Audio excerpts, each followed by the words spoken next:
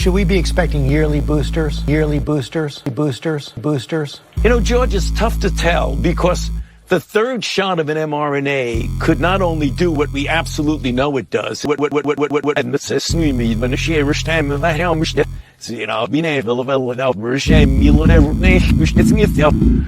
dramatically increase the level of protection. But from an immunological standpoint, it could very well increase the durability of protection.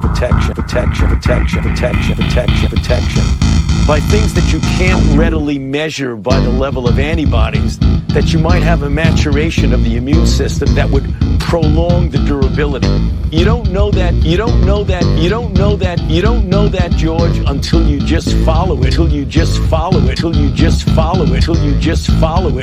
over a period of months. If it becomes necessary to get yet another boost, then we'll just have to deal with it when that occurs. But I'm hoping, from an immunological standpoint, that third shot of an mRNA and the second shot of a J&J will give a much greater durability of protection than just the 6 months or so that we're seeing right now.